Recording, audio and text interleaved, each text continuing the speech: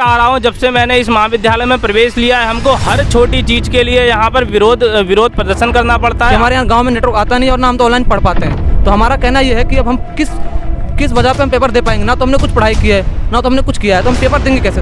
जनप्रतिनिधि हमारा समर्थन करने नहीं आया और आज हम आमरण अनशन पर बैठे हैं। अभी तक तो फिलहाल कोई नहीं आया है। प्रैक्टिकल्स होते हैं तो उसको सीखने के लिए हमें पॉलिटेक्निक कॉलेज में जाना पड़ता है, जिससे मतलब जो बच्चे यहाँ पे आए होते हैं फिर यहाँ से उन्हें वापस पॉलिटेक्निक कॉलेज जाना पड़ता है, जिसके से बहुत दिक्कत होती है। तो जल्द हमें प्रमोट किया जाए, नहीं तो अब और कोई चारा नहीं पेपर कराने का, क्योंकि हमारे कॉलेज ही नहीं खुले हैं। विचारधारा है वो राष्ट्रवाद की विचारधारा है और हमारे अनुसार हमारे लिए पहले परिवार नहीं है, हमारे लिए पहले देश है। छात्र हितों के लिए हमेशा से छात्र संगठन सक्रिय होते हैं और वो छात्रों की जो समस्याएं हैं उनको जो है उठाते रहते हैं। नमस्कार, मैं रुस्तम सिंह राणा और आप देख रहे हैं थारू समाचार। इस वक्त हम मौजूद हैं सिसोना महाविद्यालय में, जहां पर राजकीय डिग्री कॉलेज है और यहां पर कुछ छात्र जो हैं अनशन पर बैठे हैं। आइए जानते हैं उनकी क्या मांगे हैं, वो क्यों अनशन पर बैठे हैं, किन किन मांगों को लेकर वो अनशन पर बैठे हैं। यहाँ पर वो 27 अगस्त से जो है अनिश्चितकालीन अनशन पर हैं और यहाँ नारे लगाए जा रहे हैं। आइए जानते हैं उनकी क्या समस्याएं हैं और वो क्या मांगे हैं। जी नमस्कार, आपका स्वागत है थारू समाचार में। नमस्कार, मैं देवेश कुमार, प्रदेश कार्यकारिणी सदस्य, अखिल भारतीय विद्यार्थी परिषद उत्तरांचल प्रांत और छात्र संघ सचिव, राजकीय महाविद्यालय सितारगंज। जी, आप यहाँ पर क्यों बैठे हैं और आपकी क्या मांगे हैं?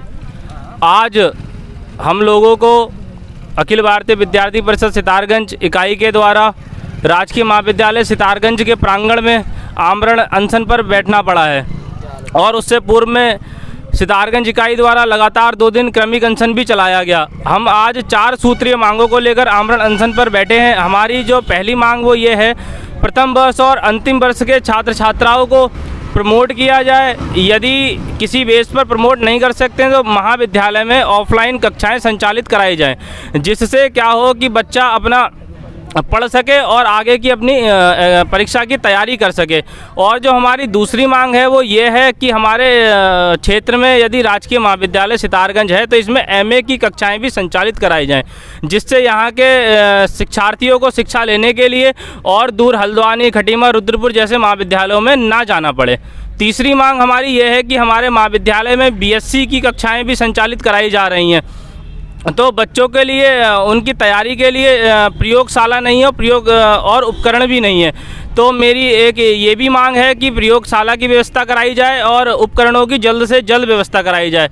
और हमारी जो चौथी और अंतिम मांग है, बीए में जो छात्र हैं उनकी संख्या ज़्यादा है, तो उसमें हर बार क्या स्थिति आती है कि हम लोगों को सीट बढ़ाने को लेकर आंदोलन पर प्रत्येक वर्ष बैठना पड़ता है कुमाऊं विश्वविद्यालय के विरोध में। तो हमारी इस बार मांग ये है कि प्रत्येक विषय में यदि 2 प्रोफेसरों की नियुक्ति हो जाएगी तो हमारी 80 सीटें स्वतः ही बढ़ जाएंगी। तो हम लोगों को छात्राओं को अनशन पर बैठने की आवश्यकता नहीं है, क्योंकि मैं देखता आ रहा हूँ जब से मैंने इस महाविद्यालय में प्रवेश लिया है, हमको हर छोटी चीज़ के लिए यहाँ पर विरोध प्रदर्शन करना पड़ता है, आंदोलन पर बैठना पड़ता है।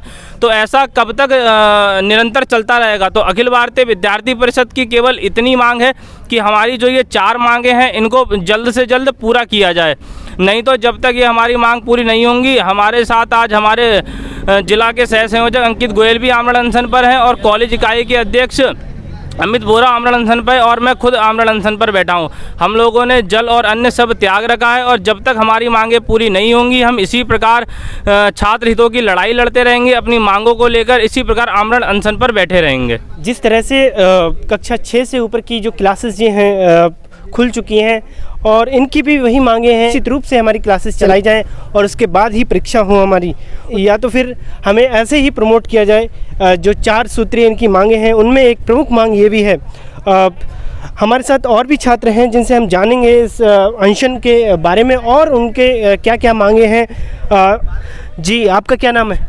नमस्कार सभी को मैं अंकित गोयल, छात्र संघ उपाध्यक्ष, डिग्री कॉलेज एवं जिला सह। वैसे तो तमाम छात्र संगठन हैं जो छात्र हितों की बात करते हैं और अंकित जी, आप मुझे ये बताइए कि यहाँ पर केवल एक ही संगठन के लोग छात्र हैं या फिर अन्य संगठन के छात्र भी बैठे हैं?